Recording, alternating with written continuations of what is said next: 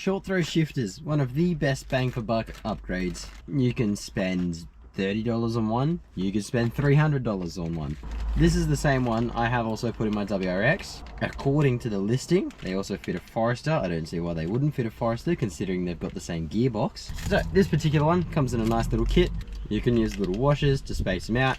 It comes with some different sleeve lengths as well. And then you've got your shift boot retainer. And then of course the short throw shifter.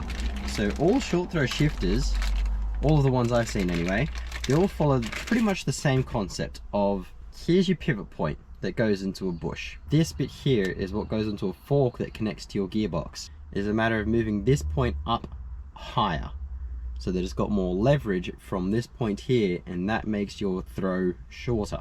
To complement all this, my sister bought a We Are Likewise shift knob. I'm not too sure why, the ghost styling. That is what she wanted. So that is what she bought. And one of the most important things, please keep an eye on them. There's a bunch of little rollers or bearings inside here. Don't lose any of them. They're very, very hard to find again.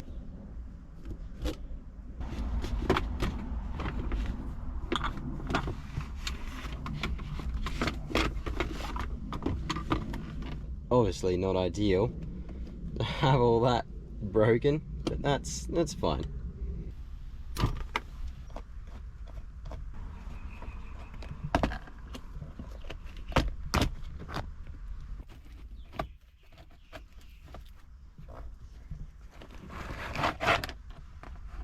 When we put in our short throw shifter, because it moves this pivot point up, it tends to rub there a little bit. But we'll do a test fit once we put the new one in, just to make sure. And if we need to grind it away, we will.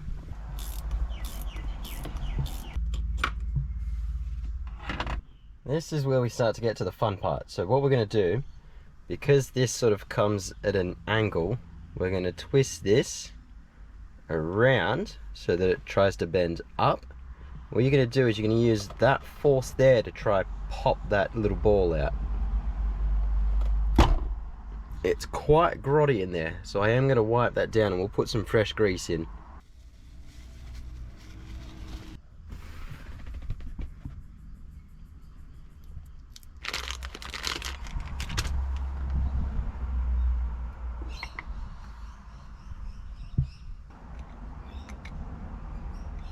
This sleeve doesn't seem like it's meant to go in so tightly. So I messaged the supplier and I was like, hey, just confirming, is this correct? They got back to me and they said, yes, you have to hit it with a bit of force, and it's so that it stops it from loosening, which seems a bit confusing because like that's a bearing and it's in one of the bearings now and it is completely jammed up, like it doesn't spin at all. That is what they have said to do. So we're going to continue doing it. If this doesn't spin, it doesn't really matter. As long as your actual bolt that goes through can still spin, that's the part that matters. I've made sure I've got my correct sleeve on here.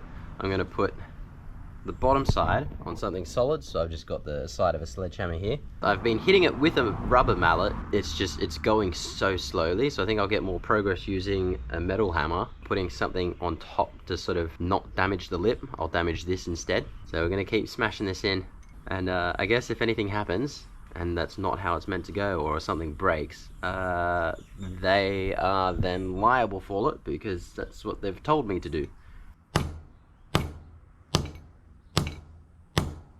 We're going to see how that sits. It isn't exactly even, but once we put it in there, this way is the front. So because we've come from this side, this is where we've got the excess. So at least it's going to be tilted more towards the driver at least. So if you've got a block of wood, you can put a block of wood on this and then use a metal hammer. I have a rubber mallet here, so we're going to give this a go first and see if we have any luck getting it in. There is also some like C-clips that you could undo on this bush to make it easier.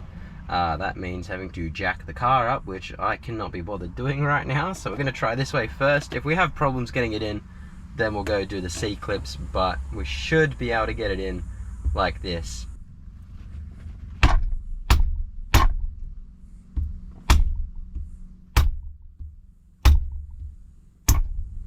Oh, we are in. So even though they give you two different sizes of this sleeve, This longer one was too long to fit in our shift fork. So because we got that excess on that left side, we're gonna chuck maybe this thin bush on this right side, so we'll get our bolt ready. Maybe a little bit of grease on this, just to give it a little bit more slip in there.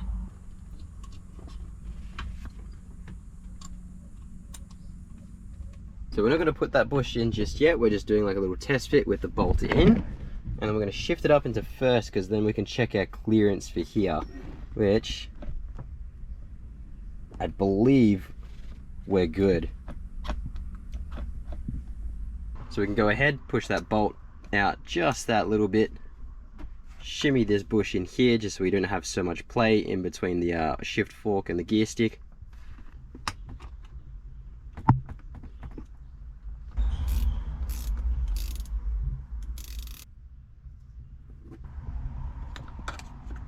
So I've just put a little bit of grease on this shift fork here, the shift arm, because it sort of contacts the rest of the rubber boot around here. So just to try and preserve it a little bit of grease on there just so it slips a little bit nicer on it.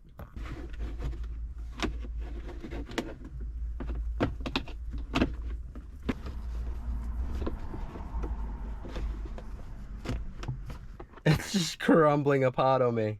But maybe we'll try run it for a little bit without it.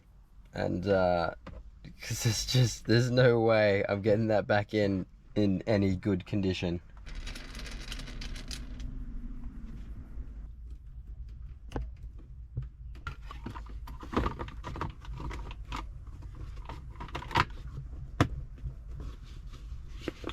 Okay, to start with, we'll chuck on the factory shifter just so that we can have the direct comparison between just the stock shifter and the short throw.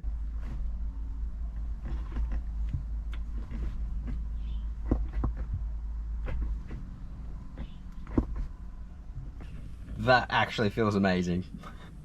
With all those new bushes underneath and then this short throw shifter, that feels like a proper gearbox now. I've kind of got it a little bit dirty from dirty hands, but we'll clean that up.